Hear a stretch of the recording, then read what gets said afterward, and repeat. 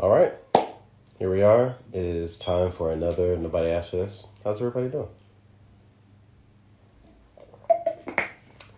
Today, we're going to have a lot of fun talking about probably one of my favorite new intellectual properties and storylines, probably the past 4 or 5 years. When we're talking to my friend Jason Michael Primrose, who is the author of the Lost Children of Andromeda series, The Cluster Chronicles, and we're going to bring him up right now.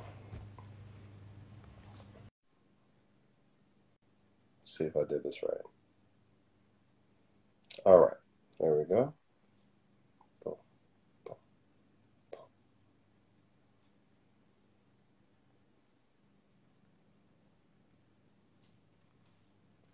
Dang it. All right, there we go. Oh, there it is. Yeah, my background is so offensive. I was trying to send it around to the folks, to the friends in the community. I haven't been on live very much because I've been like in my shit, So fair enough. Well, welcome. Here we are, everybody. For those that are tuning in on the Lost Children side and are like, what's going on and why is this live and what's happening? I am Jason E.C.Wright. I'm founder and director at Burnt Center Research Society. We're an institute of design research and critical thought, and also just very good friends with Jason Michael Primrose, who we are going to be in conversation with today. We're really just going to talk about something that I really love, which is this series, this collection of stories, this world, but also how do you get there? How did all this come about? Like, where does it come from? And maybe to any aspiring authors that might be watching this that think that it's too late to develop an IP, like, yeah, there's plenty of room for it. And there's a lot of exciting new opportunities that some people would write off as not for them that could really work in this space. But before we get started, welcome, Jason. It's always good to see you, my friend. Yes, you too. Thank you for having me today. Absolutely. So I know that you are here in Los Angeles. A lot of people have seen you in various iterations of yourself. And you're probably one of the elder millennials, but you genuinely carry yourself as more of a magical being. Growing up in Northern Virginia, you had an idea for a story. Talk us through a little bit about what that story might have been, but also kind of paint the picture of what it was like growing up, like as a kid, as an adolescent in Virginia, and then how you ended up going to school and maybe went away from the story before you came back to it. Yeah, I grew up in the suburbs. So, we had things like, what was that called? We had things like Reading is Fundamental and SOLs. And I guess everyone has SOLs, but like in the suburbs, all you can do is be good at those. Like, that's it. And, we were like, I would say like probably lower middle class, maybe middle class. And education was super important. I didn't really give a shit about education unless it pertained to things like history and reading like fiction books, which isn't necessarily that. So I love to be creative, draw, act, sing, get lost in a book. Which was really cool when I was young. And then as I started to get older, it became like okay, you can't do that anymore. But yeah, so I've always been super into just making stuff. And I always found myself in conflict with like what was expected of me, like what I wanted to do, like how I wanted to play and use my imagination was always in conflict with what was expected or what kind of structures were already in place, especially. What did you feel like was expected of you? That I used to just like get good grades. I'm like, well, what does that even mean? I don't know what that means. Right. And now looking back, I think like, oh my God, I wrote this like insane story when I was a kid. And all I got in trouble for was the fact that I was getting C's in a science class. It's like, what? Like, what's the measure of our existence? I don't know. Which is also funny, the amount of science that you reference. And Well, to be fair, I was a huge fan of biology and chemistry. I kind of got, I write about things that involve physics, but I'll tell you that calculus was not a very, was not intuitive. no, it's not at all. Math is not something that I easily grasp. So it just takes a little bit more work. But so I stopped at calculus, and you can't take physics if you don't know calculus. It just doesn't work. Yeah. So that was kind of that. But, you know, I was always always loved mythology, always loved history in that sense. And yeah, I would say that. And you lived many lives though. Like you went to school. Like what'd you study in school?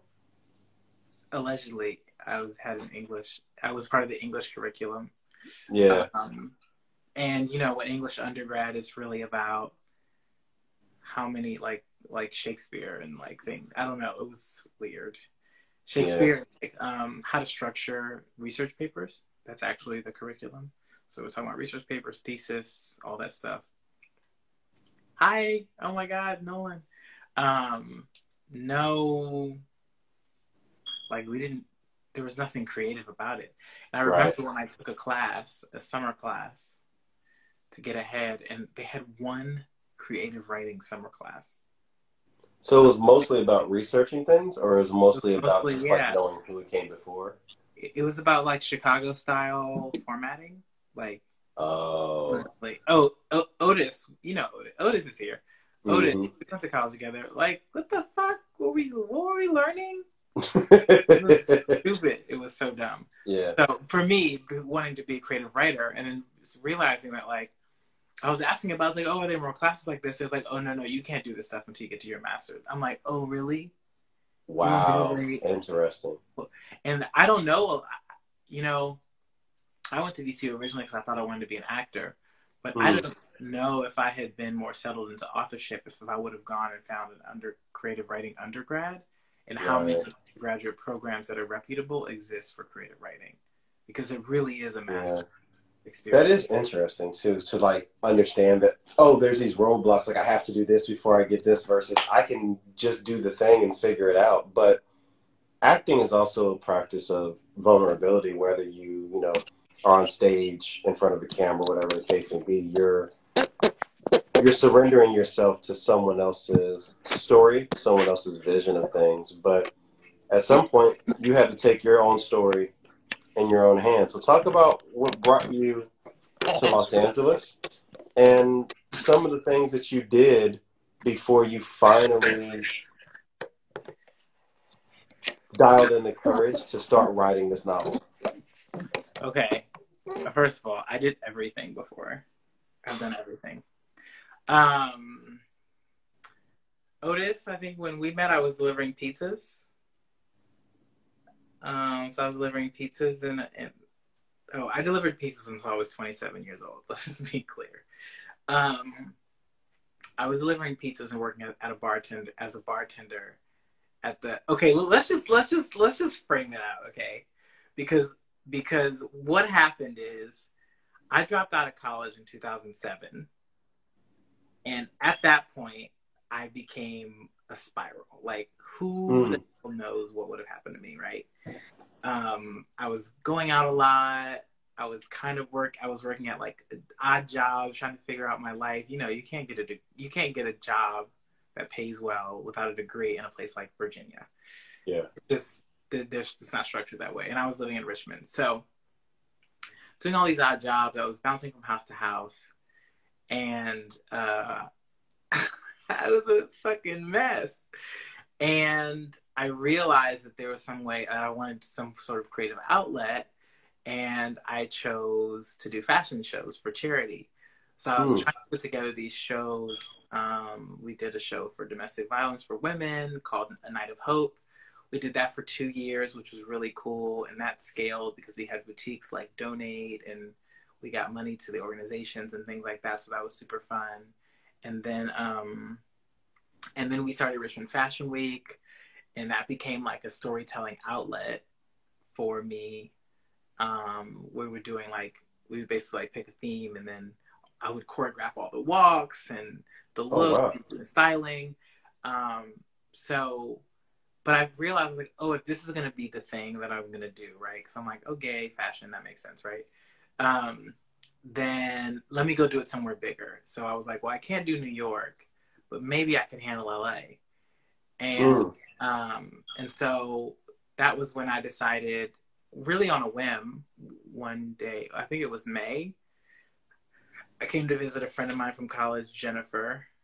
I decided to move in June, and I moved in August. Wow. Um, to raise the money for moving, I did coat check at a venue that my friend owned downtown, and he let me keep all of the money from the coat check, like Well, that's everything. fantastic.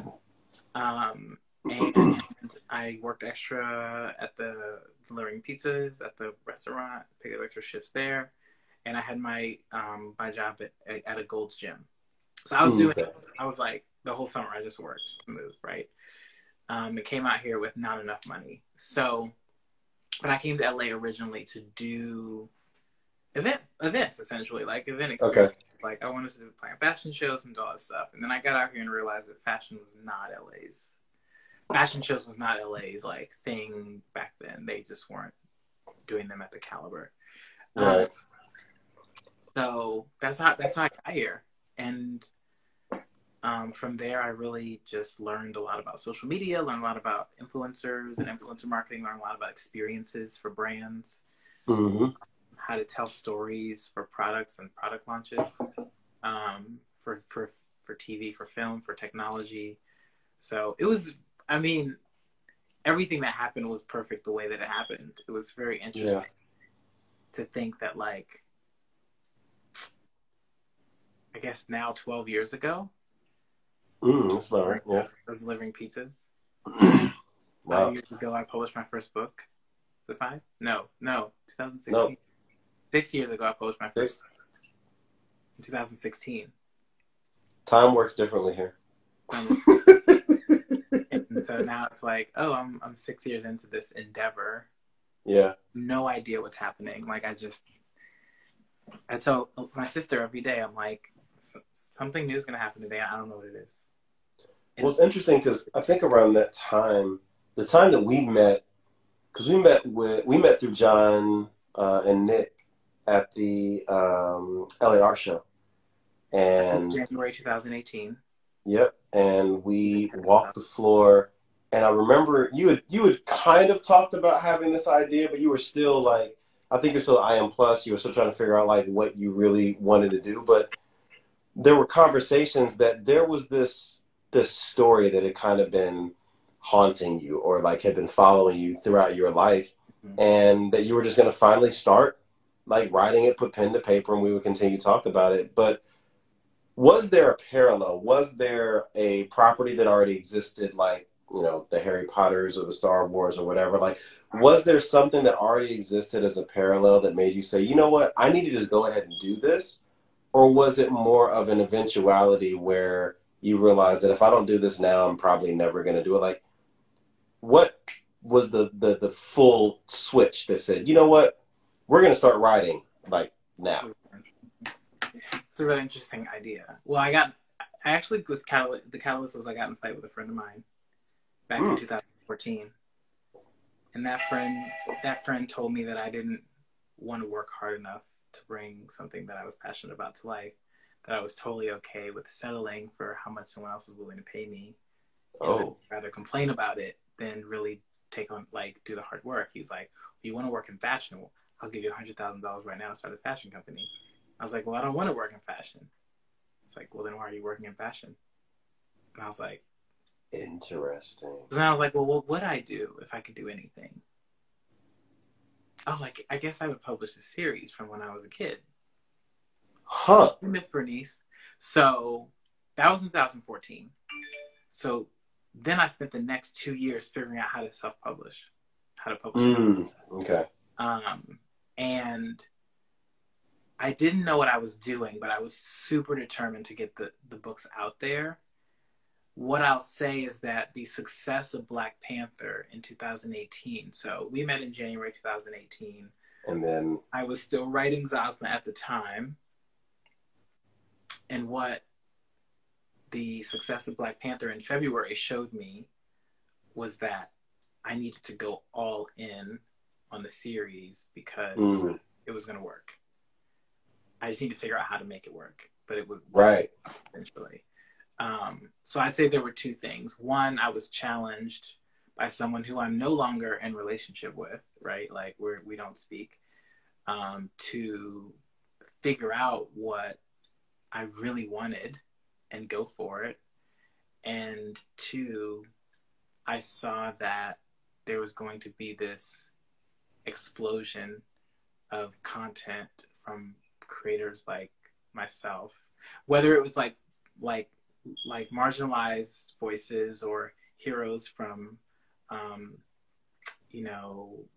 from groups that we don't normally see, whether they came from studios or they came from independent creators. There was going to be an explosion of that moving forward, and that if we could just get on the right storytelling train and create something compelling, that we would be part of the rise. So that was like, it was like a flash or like a vision, like this is coming. Like, I got to get ready. Right. And so that, what's up, Richie? Richie, my former intern, he got a job. I'm so excited for him. Yeah, he helped me a lot too. So yeah, absolutely. So that there were multiple things.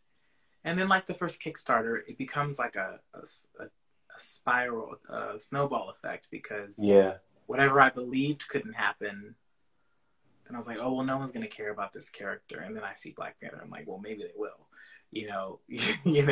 and then, oh, I can't, no one's going to buy the book. And then I fund the Kickstarter. And then it's like, well, shit. And then, like I keep getting proved wrong until I stop making assumptions. And then,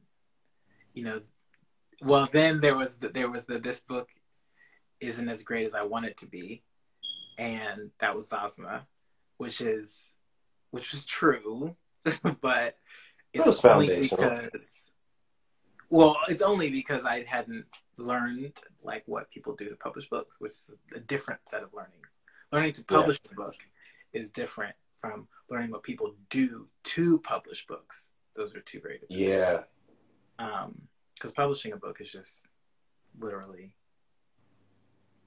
putting it on Amazon, it's getting your margins right, it's all that stuff. Right. But what you do to prepare for that's a different skill set. Like, put a pin in that, because I want to come back to that. I really want to take a moment to just kind of honor the fact that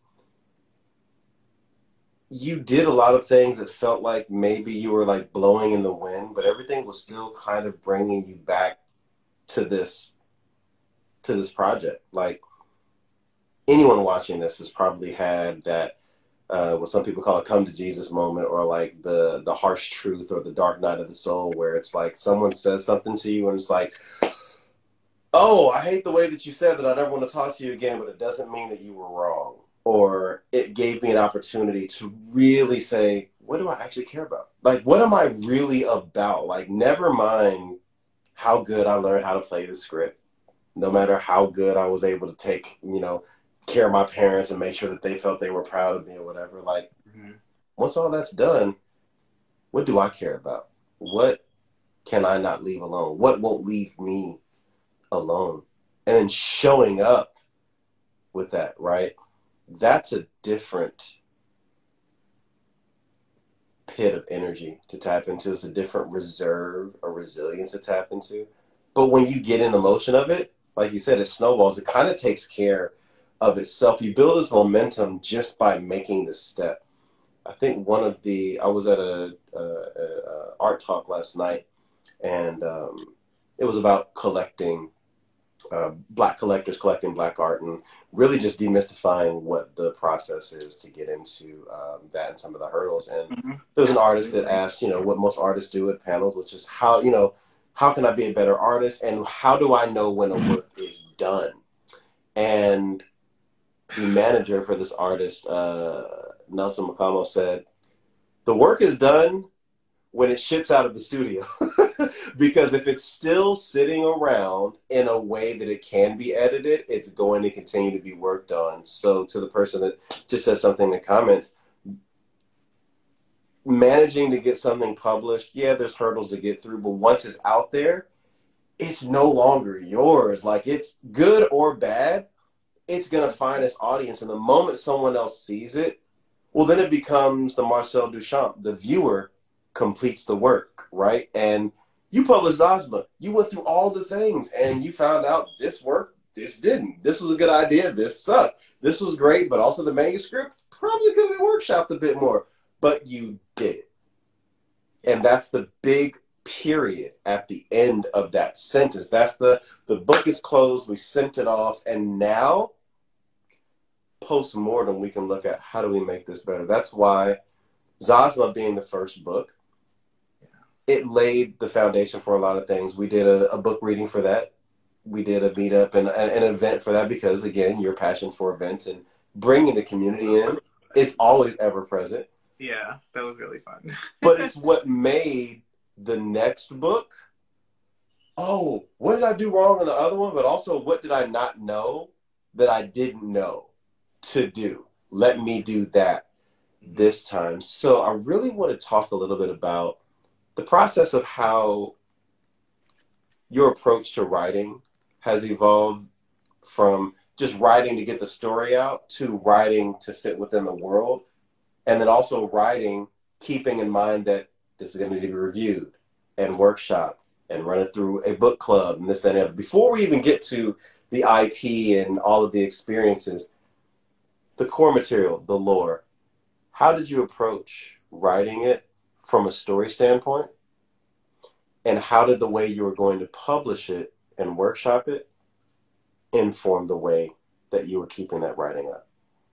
You want to talk specifically about 2050Z? Yeah, let's do that, because I think that's probably the one you have. I like your process on that one, and I think it was really eye-opening for a lot of people that were part of it, for sure. I just knew that, like, 2050Z was going to be something different. I felt it when I was writing it. I felt even more confident in my writing ability after putting out Zosma. Like, even though I didn't think Zosma was the best piece of work, it was like the marathon that I tried to run and I didn't place that well in it. But you still did the marathon. I did the marathon, and that made me think, maybe I could train a little bit harder and I'd probably place this time, you know? So I was really diligent about the writing and the character development and the story of 2050Z, even before I knew what the actual title was. But I knew it was this origin story. It's the inception of all the things that we experienced. And so I was like, this is where it starts, and blah, blah. And one of the first things I did was I guess I found a resource and really looked at developmental editing, which is the overarching experience of looking at a story at a high level and making sure all the points are being hit. And what I learned in that process was the importance of looking at things from that level with someone else, of like, how are all of these elements working together? Are they working together? And it comes with any industry, right? So whether you're building computers, whether you're building clothing, you're creating clothing, like no matter what you're creating, part of the process is making sure the pieces that you're playing with work together. And in my game, pieces are characters, plot points, you know, foundational lore, world building elements, dialogue, like there's all these things that we're playing with. So it became more of a fun process of reimagining the game pieces, so that the game is fun for everyone and no one's confused about how all the pieces work together. So the key part of this process was working with people to look at the story from a high level and then continuing to focus and narrow as we got some of the bigger pieces figured out. Now we're looking at paragraph, line by line. Now we're looking at like little things, character reactions, you know, that make sure people's language is flowing. And then we look at commas and periods and things like that. And then, you know, and then we look at just the last pass, make sure nothing's kind of off.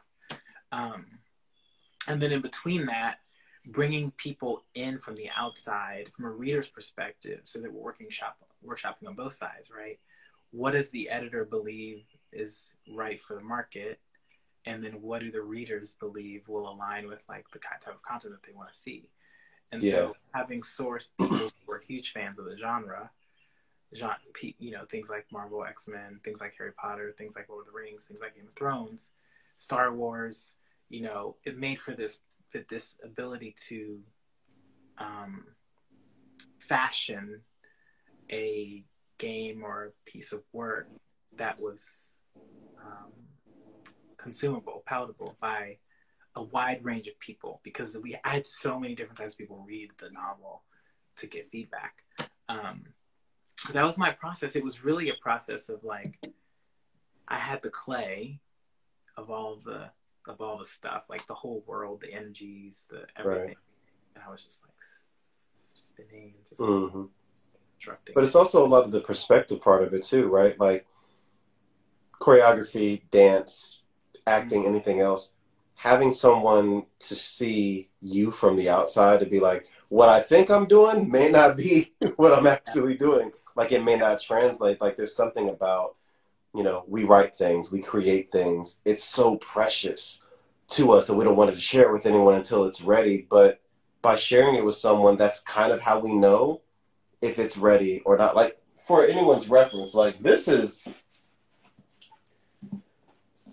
he wrote a book, not like some quick little thing. Like this is, how many pages, Jason?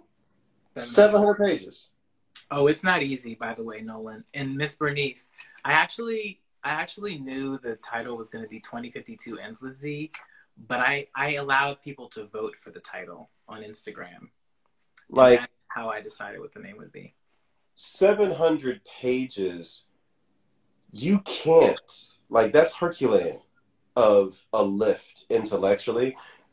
You cannot, nor should you do that without a spotter, and your spotter can come from the people around you. I had the great pleasure of being able to participate and, I guess, facilitate or host or just ask people questions for the first book club that Jason did around this, where we read a chapter a week across 9 weeks. And was it 9 weeks? How many weeks was it? I don't know. Time was weird. It was during 2020. Yeah. And 4 weeks. Yeah. And what ended up happening was Jason shared his manuscript, and the process of us reading it, he was able to see in real time, oh, the way I wrote that, everyone reading it took it a whole other way. Okay, cool. I can either clarify that or surrender and say, you know what, let's go with that interpretation because that actually moves the story along. You need the context. You have to share the work as it's coming to make sure that you're on point, right? It's not about looking for approval. It's looking for accuracy. Is what I was meaning to convey what I successfully conveyed? You don't share with everyone. And sometimes you don't even share with the people closest to you, because sometimes the people closest to you don't have the glossary or the reference. They may not care about the subjects that you care about. But there's someone or someones within your sphere, peers, coworkers, loose contacts, that you can share your work with just to see if what you're intending to do actually is what you're doing.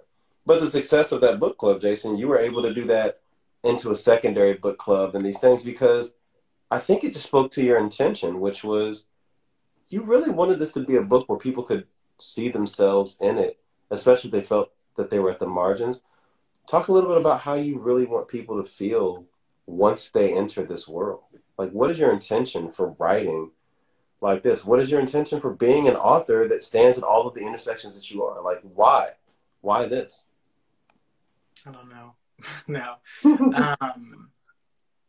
I always wanted to feel powerful. Mm-hmm. I didn't know that I didn't know that I was. Like, that was the thing. And only in the last few years have I realized that I've always been powerful and I just wasn't using my power. Mm. And so the experience of the novel is whether you believe you're powerful, whether you believe you're not powerful, it really, or whether you believe you're powerful and you're afraid of how powerful you are, or whether you believe you're not powerful and you're afraid of how powerful you could be, right? Or you know you're powerful and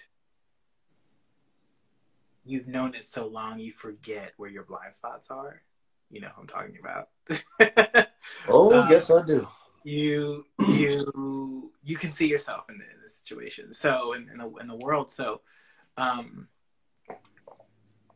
when after we did the book club and I just saw how visible everybody was, I was like, how can the book be restructured in a way that the person themselves actually gets to experience themselves in the story?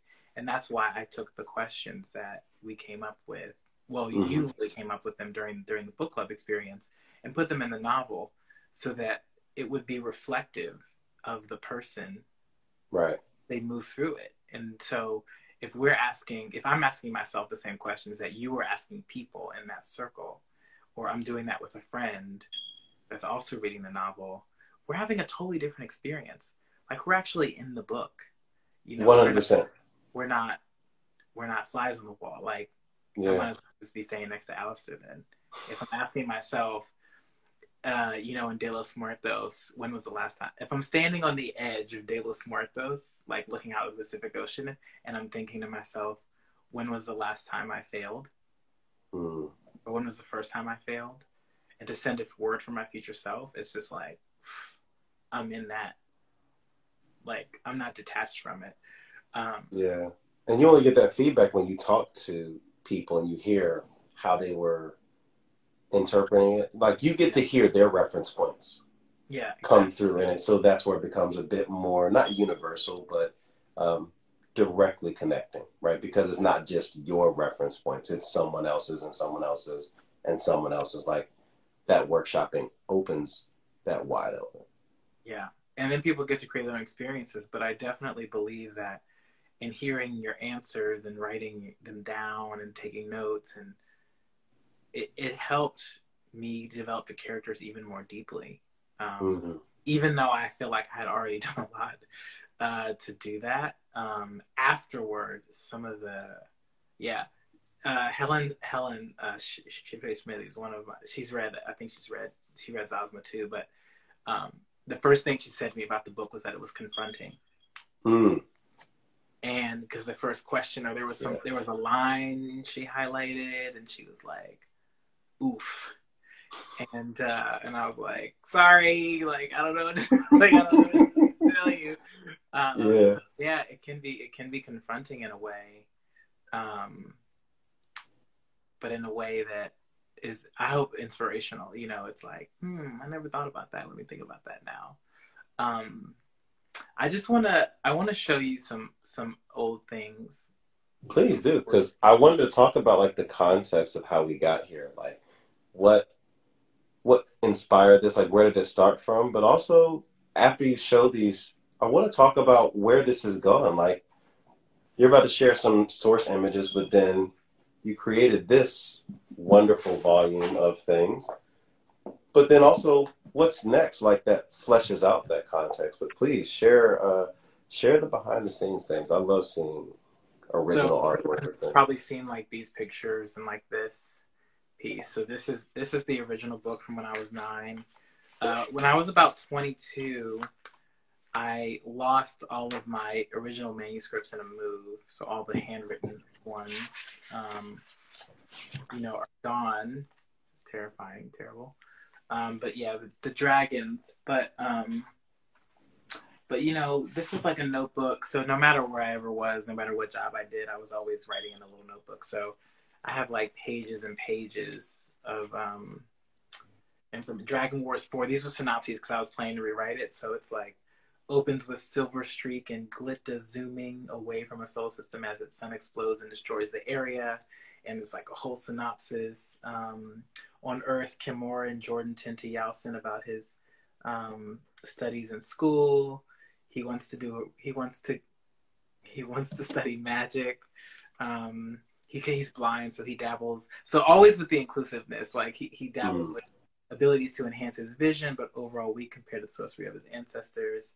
So there's like Yowson was the son of the first generation. So if we were comparing, it would be like Lisa and Alistair had a son. His name would be Yowson. So then that, and then there's a whole thing about the dragons are in here, and so I got up to like I think Dragon Wars 5 in terms of which is the original story, and then here you can see like the family trees of everybody. Wow. So there's like multiples, like there were different characters from different planets, and so these were actually the descendants of the original. Like I had an offshoot that was like a film script called The Chosen. But was this the main? Oh yeah, this is the main family tree. So it starts with Nightcaster. Nightcaster and Impersia are there at the top. Same names. Very, very familiar with that character. Almost 10 years later, same names. And then he had a brother, Shadowcaster, and his wife, Kitara, who was like a cosmic being. And then Night had Uragan and now Zazma, but then Kimura. And Amora Lee Caster, who's still the same name. Uragan, I think we're calling him Regis now, but he originally was named after the planet. And then Jordan Adams is who became Alistair, and Kimura Lee, who was originally Lisa, became Kimura, and then is back to Lisa again. And then there was all the kids, the Saragan, and so it's cool because like this is all the people. So the lineage goes all the way down here. So throughout book 1 through 10, we hit all the way to we address all of these people kind of in the story. And then to pair up with that, I basically created these cards. So these were like characters that were like referenced in the story. So I don't know if you've ever seen these before. No. They're kind of like so I would sit in class and I would fold the paper up, and then lick the side and then run my thumb down the middle and tear it up so I wouldn't be disruptive with the scissors. So I could get away with it covertly during class. Like creating these little trading cards. I'm trying to find one that's on that list. But yeah, so I would Iron Magnus was one I loved. Oh, I can't say that one. So I drew all of these out with the intent to later inject them. Here's one. Okay, so this is Silver Streak. This was one of the characters that was mentioned. You were really about this world, and that's the thing. Really about this world, and I had the serial purger in me is feeling like maybe I should have held on to some of my old notebooks and different things. Like anyone that's creating anything that's watching this, keep everything. This becomes part of your estate. Like once whatever intellectual property you create goes out there, all this is back lore. So these were like the sisters that guarded the gates of the universe. They're on that family tree. Here's Shadowclaw. So I just mentioned that's Nightcaster's brother. Super powerful. Wow. He lives outside the universe. So there was he lived on a planet outside the universe. So there's all these Saragan was the son of Uragan and Lena, who was she was like a witch, but so that's all. Oh, here's Kimura.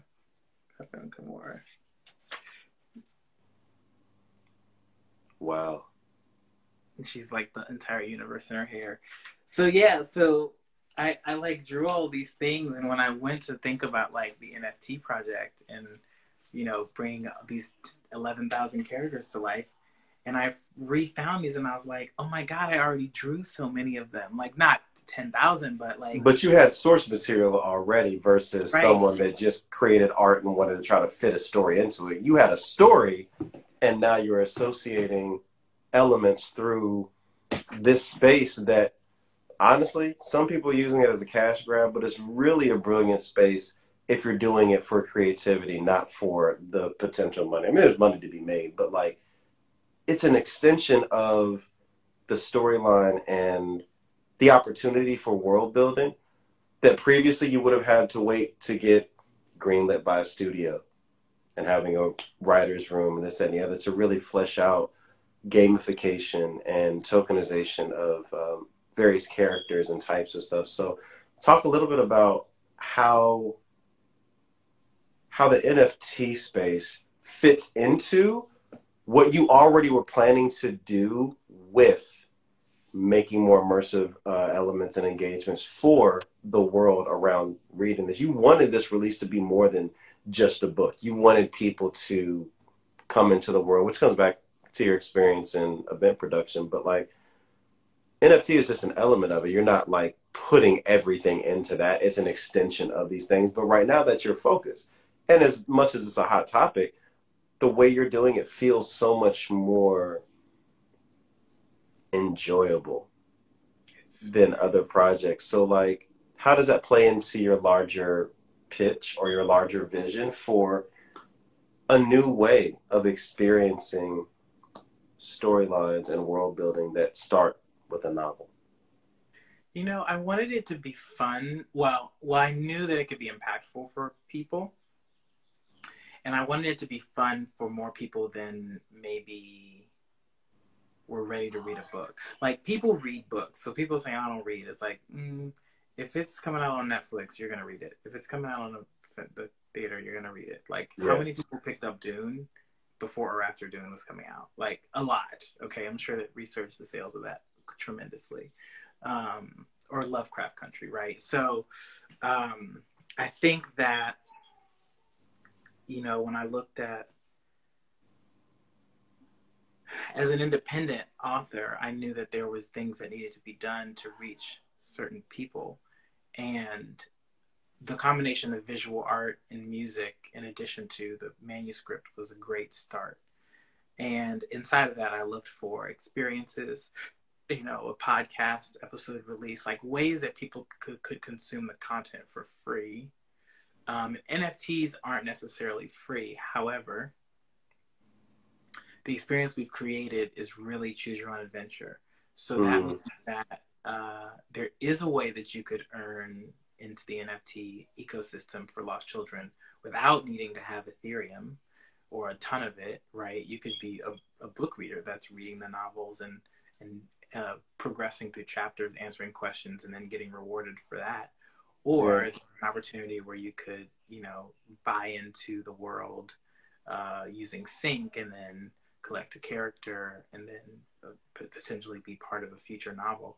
So it was really about having it be fun and having the goal not be to, flip a digital asset or anything like that, but to really give people a place to play. Yeah. And that's why I think NFTs are so popular, because for the people involved, like the people that are buying, it's really a place for them to play. Everything's gamified, whether it's earning a spot on the list, minting it out, like beating the rush, like all of that stuff. And then having something that makes you part of a larger community, then there's these promises that are made around what people will create. And then that's where the fun starts to get a little dicey, because, well, now 10,000 people have come here to have a ton of fun. You've made $70 million and then you disappeared. So, and that's where I think the eye roll moment comes for some people, where it's like, oh, NFT, blah, whatever. But it glosses over. It's like the worst uses of it don't take away from the best uses of it, right? Like, I won't say this is the best, but it's one of the better ways. It's the only one that I've read about, heard about, seen about. outside of maybe Daniel Arsham that made me like really like care. No, there's a couple other projects I've seen like this is interesting use of it because their end goal wasn't that flipping of the asset. It was what could be fun, and if we make some money along the way, that's cool. But your intention of bringing people into that space, it totally makes sense, and it's a beautiful space for you to be in because again, it's being backed by this. Yeah, it's almost right? like having a currency that's backed by gold, which doesn't happen anymore. Well, yeah, it's But an intellectual property that's backed by intellectual property, right? And that's a thing. But like, there's more that you want to do with it, even beyond that. There's in-person immersions. There's clothing, I believe. There's artwork. Like, there's like you really want this to be a whole world. And from the book club to an NFT project to in-person spaces to all of the things that someone would have previously said, you need to do this, this, this, this, and this in order to do that. The same way that when you were in school, they were like, yeah, you could write creatively after you pass your master's or whatever the case may be. You've shown what your intention is. You've shown what standards were presented in front of you and you figured a way around them. And this interpretation of bringing people into, like giving people more invitations into the story that you wrote, that you're going to continue writing more parts of the lore. Like, it's really just getting started. So as we wrap up, I want to ask, what do you hope that people are able to take from your story? As meandering as it may have seemed, you've still found your way to something that's true to you. How do you hope people interpret hearing this and apply it to themselves? What do you hope to inspire with what you're doing? And how can people support what you're doing next? How can people participate? I'm just going to say the line. You're not lost if you're here. And wherever here is for you, it's where you're meant to be in that moment. Like, how would it be possible that as meticulously as the universe is constructed, that where we are in the moment that we are in that place, that we were not meant to be in that place? It's just, you can't just go moving about without, all willy-nilly. Like, I can't just transport over there all of a sudden right now, you know? So there's this level of intention that happens on a cosmic level that I think funnels down into, you know, how we exist and where we go and everything. So yeah, there's this thing about, there's also this thing about, and I was being curious, I was wandering, I was really open, and I just found things that worked for the time that it worked and then didn't when they didn't.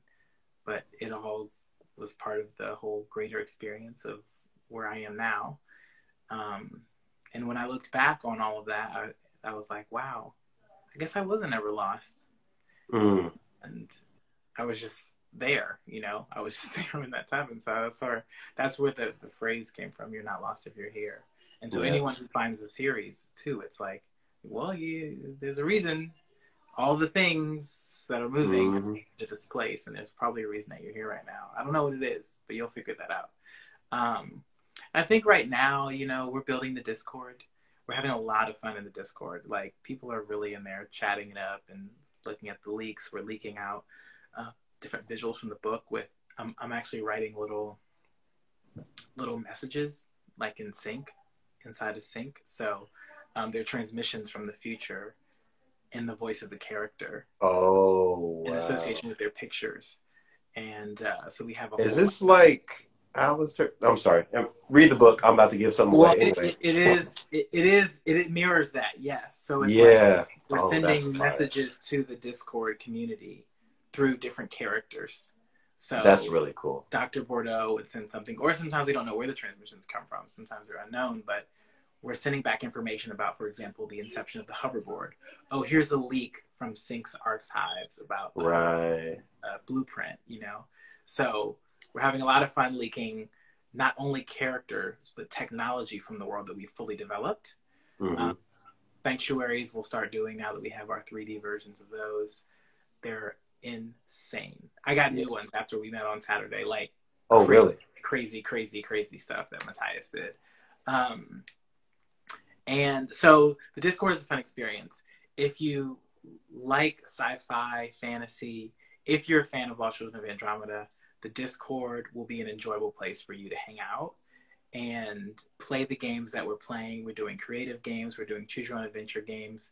We're doing puzzles like scavenger hunts, digital scavenger hunts, and we're gamifying like the earning of, you know, the eligibility on the kind of priority list, being able to earn, you know, sync and do different things. So I would say that's the best way. You can buy the book, of course, always. It's on Amazon. I don't sell it on my website anymore because we're shifting the focus. Right. But what's going to happen is a lot of the books are going to be sold through NFTs. So when you get an NFT, a book will be part of it, and you have to come and claim. You have to come claim your book. But that's a beautiful tie-in too. Yeah. And then every book after this, I'm sure, will be an NFT. Like it'll be digital first. Yeah. And anyone that wants to come and see you in person and give you a hug and thank you for this talk and thank you for existing in Los Angeles, they can find you this weekend at the Festival of Books. Oh yeah, Los Angeles Times Festival of Books. I forgot about that. I don't think I posted about that. Oh my god. It's all right. That's what I'm here for. Yeah, I need to post about that and tweet about that. I have a call. Are we? Is it 4? Yep. Okay. So we're wrapping up. I know you have to go, but then also you'll be doing some other things across the summer, though, right? Like there's other places people can see you in other cities, right? No, I don't have anything planned right now. Got it. Los Angeles Times Festival of Books is the last big in-person thing I'm planning. Got it. There may be something in New York in the summertime, but that's going to be very specific. Right. To our new community members. Well, anyone's welcome, but you just will have a Lost Children passport or something like that. Mm-hmm. But I know, because I know you had done something, like you had gone to Atlanta and you had been other places for certain things. So I didn't know if you had any other like book meetups or anything going on anywhere else across the country. Not yet, because I'm planning to leave the country for a little bit. So right. Yeah, so when I come back, maybe like, back at, like, I'll probably come back for like New York Comic Con and stuff like that in October. Fair. Cool. Yeah, I'll be back. Well, if you guys want to know, follow Lost Children of Andromeda. Tag is here. But if you're curious about what more you can do with a story that just won't let you go, play this talk back. Follow Jason's story. It's a fantastic one. It's been one of the greatest delights having this friendship and seeing mirrors reflected back as both of us are, you know, creating more and more concrete spaces for the things that we've all thought about. Like Jason was around when I first ideated Burnt Sienna and has seen every iteration of it as well. So it's just great to have peers that you also are friends with, that you also are vested and care about. So thank you, my friend. I appreciate you for being here. I'm so excited to see how you're taking this on. And I just invite anyone that's watching to join the ride. It's going to be fun. House Notes for Burnt Sienna. Again, we'll be out and about in LA this weekend, but we'll be doing show and tell in person for the first time at Arcana on Saturday from 2 p.m. to 3:30 p.m. I'm going to do a review of books focused on greening the urban landscape. So it's part of the Seeding the City programming, which is going on at Helms Bakery. You'll see all the details here on our Instagram. But also, this is the second to last broadcast from Instagram. There will be one more. Nobody asked for this in a couple weeks, and we're out. So sign up for our newsletter. The link will be in our bio to keep up with what's going on with Burnt Sienna. As we just move to the spaces that make more sense for long-form content, for discussion, and for people to be able to spend more time. I love that you all have tuned in. This is your phone. Holding your phone in the palm of your hand for an hour is a long time. It's rude of me to expect that. So we're going to put it in a place where you can do it. But until then, thank you. I know you have a ton of things to run to. Thank you for your time. That's our time. This will be on our YouTube as soon as I upload it tomorrow morning. So just look up Burnt Sienna Research Society on YouTube. You'll find us. You'll see some previous stuff. We're updating it there. But on behalf of Burnt Sienna Research Society, I'm Jason E.C.Wright. You all be safe. We'll talk to you soon. Thanks everyone for joining. Thank you. Thanks, Jason. I appreciate it. Absolutely.